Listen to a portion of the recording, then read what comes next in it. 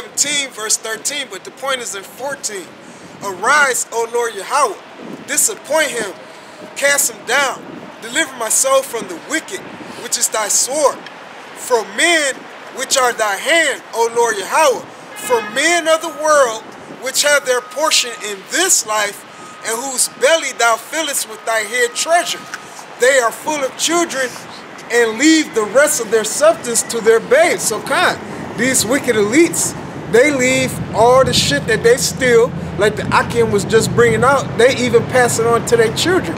So you devils, y'all can't say, well, oh, I didn't have nothing to do with that. That wasn't me. Look, y'all benefiting off what you did 3-4 generations ago. That's why the Rothschilds know to keep, they incestuous, they know to keep, like that old Wu-Tang song, my seed, marry his seed, we keep it all in the family. You know what I'm saying? Back in the day. Yeah, so that's what I wanted to bring up. Can you grab Job 21? I think it's Job 21. This is it basically says that, no, you don't have to grab it. Who was reading Habakkuk? Oh, you still got Habakkuk? Where did you leave off? Habakkuk 6?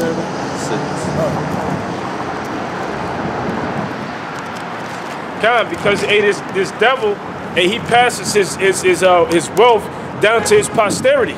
All right?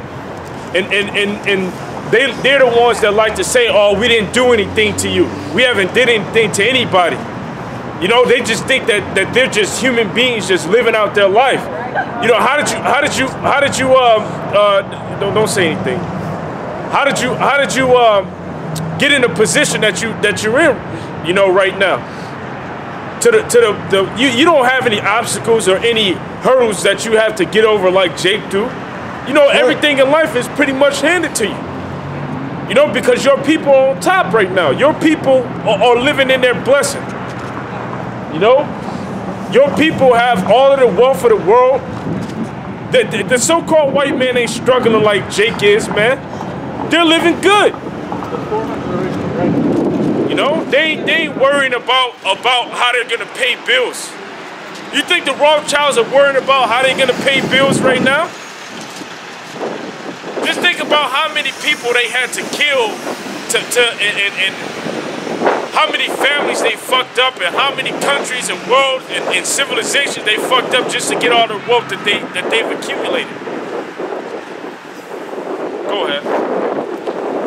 That's why these nations are mad, man. That's why these nations are upset at this devil. Back in 6, and took into him that ladeth himself with thick clay, shall they not rise up suddenly? Shall they not rise up suddenly that shall bite him, and a weight that shall vex thee, and thou shalt be for booty unto them, because thou hast spoiled many nations.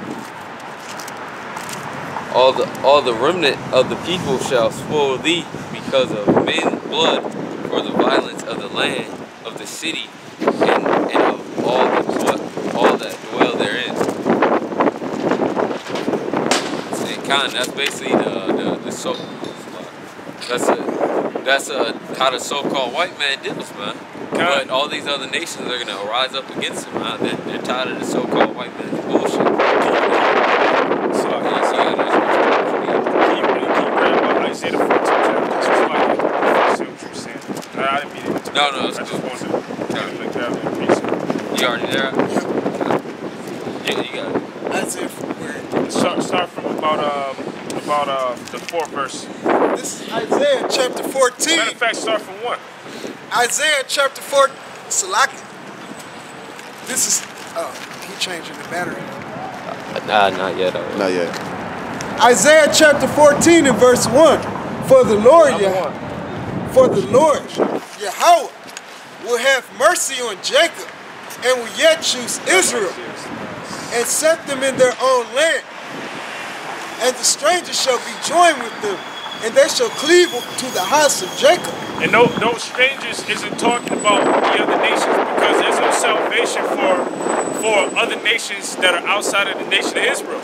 Although you got Israelites that are scattered throughout the 4 corners of the world, and they look like the other nations. all right? They may speak their languages. They may have adopted their customs. They may have adopted their culture. But really they're Israelites. So if they come back if the Spirit of the Most High inspires them to come back into this truth and this faith and they believe, all right, and them being Israelites, they can be accepted back up in this thing. But when it comes to these other nations, there's no salvation for them. There's no acceptance for them. So when it says that the nations shall cleave unto them, that's talking about the Israelites that are scattered throughout the four corners of the world that's hearing this message preached via the unicorn and that are coming back into this faith. Give me 1 second. Okay.